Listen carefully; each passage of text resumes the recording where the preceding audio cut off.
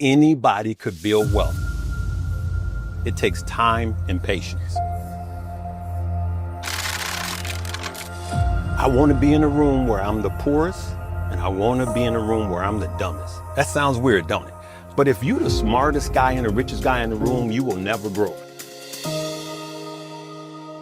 If you want to be rich, do what rich people do. If you want to stop being poor, stop doing what poor people do. It sounds so simple. It sounds so simple. Yeah. You know what I do here in the last 10 years? I do everything the polar opposite I've done for in my entire life. Yeah. I do everything the polar opposite. Yeah.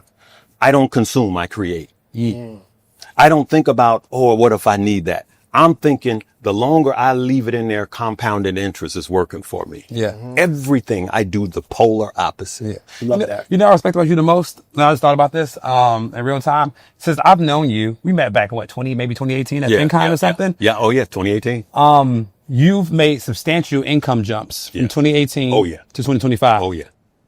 But your lifestyle hasn't changed that much. Hasn't changed. He been to the crib. I've been to the house. He been to the house. I'm still in the same in house. the same house. I've been in that for 20 years. Yeah. I haven't, number one, I'm too busy working. Yeah. Number two, listen, wealthy people are not looking to show you how many Lambos they got. They not trying to wear everything they got. Even this watch, my jeweler blessed me with it. I didn't buy it. And so I'm just telling you that, number one, I'm taking all of my money. Number one, this man taught me this years ago. I was sitting, a lot of stuff. Okay. You were on stage talking and he was saying, hey, if you got an LLC, you make over 47,000, you may consider converting into S-Corp. Come on. Yep. Right? Yep. Right? This is 2018. Well, at 2018, all props to both of you gentlemen, I was still in LLC. And I was just like, See, I want to be in a room where I'm the poorest and I want to be in a room where I'm the dumbest. Because now that sounds weird. That sounds weird, don't it? But if you're the smartest guy and the richest guy in the room, you will never grow. You see the muscles these guys got? Come on, man. Right? They had to stretch those muscles in the gym. So I'm hitting the gym too. Yeah. Muscles don't grow until they're stretched. So we got to stretch everything. And so I learned that principle from him. So I started researching. I said, he's right. Now, here's the difference.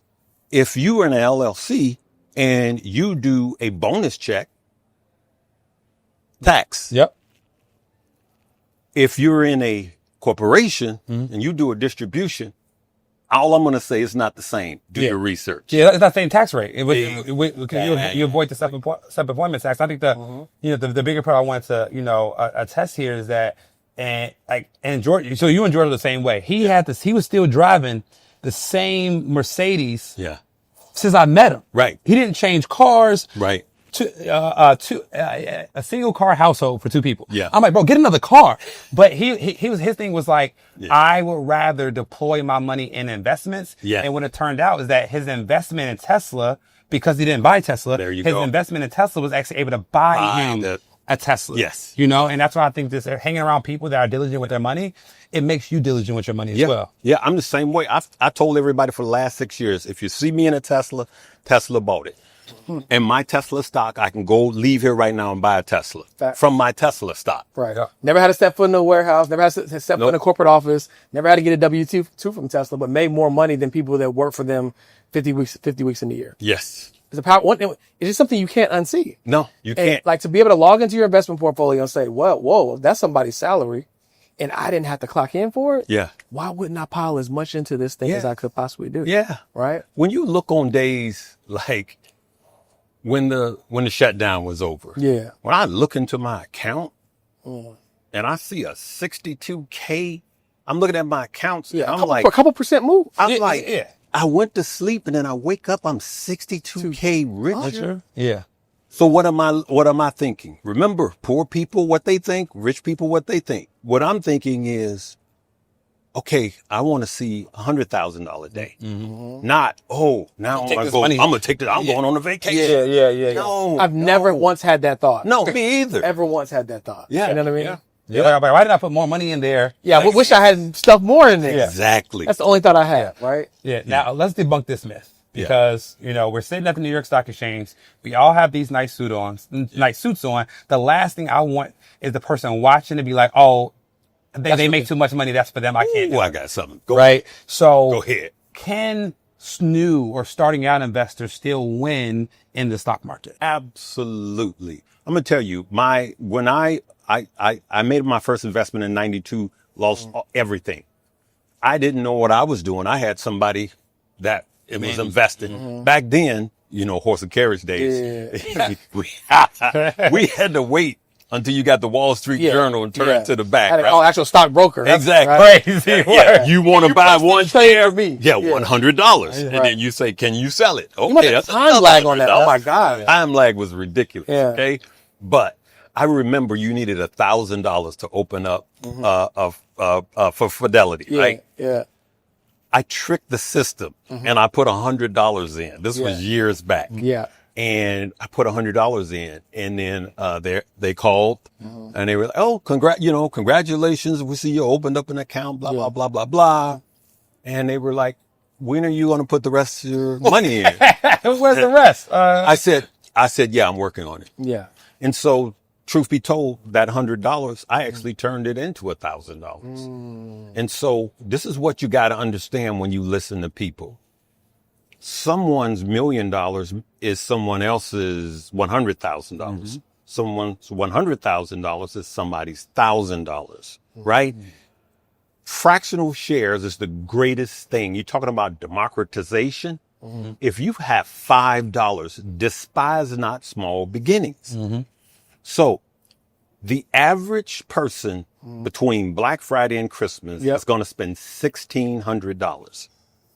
$1,600. I did the math. If you would have just based on 10 years, if you would have took that $1,600 and invested it in an S&P 500, you'd have about $8,500. 85,000. No. It was about the 1,500 in the S&P 10 years ago. Oh, okay. Yeah. Okay. I thought you was investing $1,500 every year. No. Compounded. Just that one time. Just that one time. Right. Okay. About 85,000. 8,400, right? If you had invested that in the Bitcoin, you'd have $500,000 for what you're going to spend this year. So you got to think about this. This is why I keep saying despise not small beginnings. So I want you to look at and be honest with yourself and see how much money did I spend on Black Friday and how much money I'm spending on Christmas. And then I want you to look at Bitcoin. I want you to look at the S&P and say, if I just put this much into the S&P 500 every year, and had I did this for whatever your work history is, and look at the numbers, and you will be surprised. Anybody could build wealth. It takes time and patience. I just thought of a genius business idea, but I'm not going to say it live because somebody might actually steal it. Okay.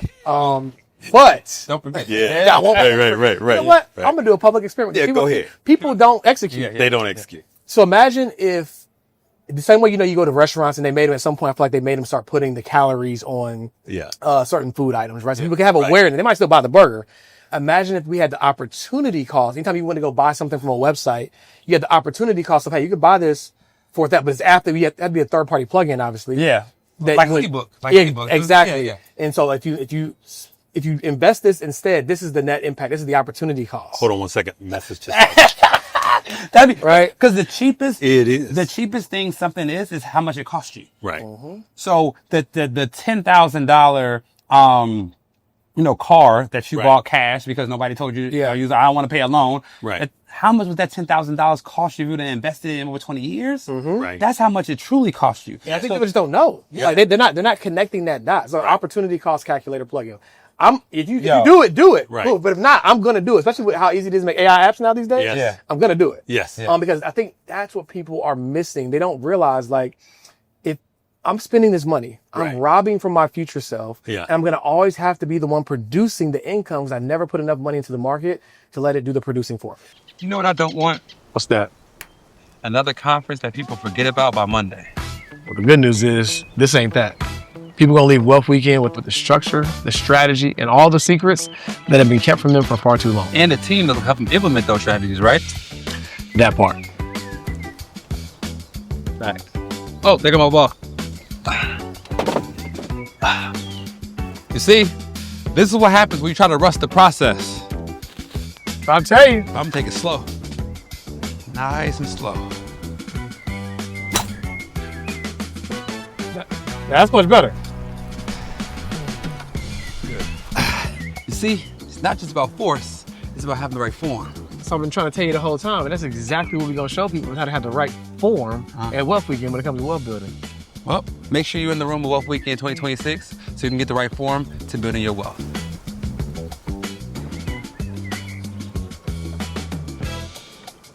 You know what? We're all sheep. Yeah. School system is still set up to teach you to be a good and docile factory worker. Google it. And so my wife always said, you always say Google it, because I want people to see what I've seen. Yeah. And so what happens? We are taught to go to school, right? And when we go to school, we're taught to get a job, trade time for money, right? Your employer has more confidence in you than you do. Yep. Why? He's paying you for your time, so you don't monetize your gift. Think about that. Then they tell you to put into a 401k, which I'm pro 401k, max it out, free money, right? But the average person retires with $272,000 in their 401k. Not knowing that if they just invested $10 a day into the S&P 500 in that same work history, they would have around $550,000. Which could be enough to live off of. And I love that analogy. I'm gonna give you one piece to add to that. Your boss will never pay you enough to become their neighbor. Ooh. Come on, man. That's a bar. Your boss will You're a boss. Your boss will never pay you enough to become their neighbor, right? So what you have to understand is you're going to build their dream or your dream, right? Period. School system teaches us to depend on the work so that we can build somebody else's dream and not ours. Now, here's the thing. I'm not telling anybody to quit their job. I am telling you that it's irresponsible to think that your job is the only person that can pay you. Right. And it's irresponsible to think that your money can't work harder for you than you work for it. So it's okay, get the job, but take that extra money and invest it so that so work can be optional. You know what I was doing when I heard you speak in 2018? I was working my job in sales. And on weekends, I would go downtown Chicago and I would drive Uber. I would drive Uber if I didn't have a call. I was in sales. I would drive Uber Friday night until they kicked me off Saturday morning. Go get some sleep. I would drive again Saturday and then Sunday. Yeah. Rain, sleet, or snow. Then I did what other people wouldn't do. I had a black 300. I put on a black suit, white shirt, and a black tie. And I had a chauffeur's hat. And they were like, I didn't order Uber. I only order Uber X. I said, this is Uber X. Yeah. When I tell you the amount of tips I got, and ask me what I did with every dime of that Uber money. What you do with it, man? I put it in the market. Ladies and gentlemen.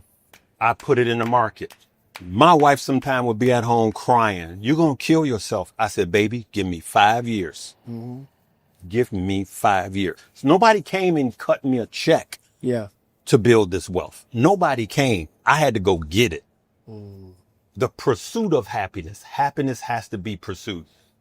Come on now. Man. Let me do the voice note. Now, Larry, here's what I want, man, because I think that, you have a unique perspective, right? Like many people have been in this industry for, 10, 20 years. Right. You've been in this financial literacy space for a limited amount of time, but have had a substantial amount of impact, right?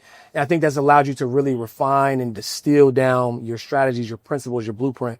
So if you were to educate somebody from A to Z, hey, look, if this is, you're just getting started in investing and you want to get to your first 1 million in net worth. Right. Break down that blueprint for us, like how you would educate somebody on that. Absolutely. Number one, I would start with the S&P. You're not going to outperform the S&P when you started. All right. Everyone's not at my level. And I know that of investing and trading. You start with the S&P 500. You're not going to outperform it. Yep. Okay. Over the last 30 years, the S&P gave an annualized return of about 9.8 to 10%. It's actually around 10%. Yeah. Let's just say 9.5%. The NASDAQ has given an annual return of 10%, right? So what's going to happen in the next 10 years? Tech, QQQ, NASDAQ. So I would invest in the S&P 500 and the NASDAQ. Yep. Simple. Keep it simple. Start there. Keep it simple. Number one. Number two, this is my absolute DNA. I would invest 10% of my income. I'm a religious person. So when I get paid, I give God his first, and then I pay me first. On this earth, I pay me first. Yeah. I listen to this orchestra. Me. Me, me, me. Me, me, me. Me, me, me. Right, me. So what you have to understand is you are trained to put your money into a bank. So your bank is paying you 0.05%. And then you go to your bank and you say, hey, you got anything that's better than this? And they say, sure, we got this. You go, how come you didn't tell me about that? You didn't ask, right? So they're making 7%. They're making 11% on business loans. They got mortgage loans they're not just making money off of that 30 years because you're only going to stay in that house for 15 and you're going to sell it to somebody else. Then they get to remortgage it again. And if you look at the word mortgage, it derives from the word mortuary, which means death pledge. Yep. All right. That's a whole nother show. I didn't even know that. Yes, sir. Whole nother bring show. it back now. Let me tell you something. This is in my DNA. I'm 24/7. Yeah. And so what happens is you have to start somewhere. I would say 10%. Now I know everybody say my job requires all of my income. Why? We position ourselves that way. The only difference in somebody making 50,000 and 250,000 is the size of the office. They're both 2 paychecks away from being broke. It's the same thing.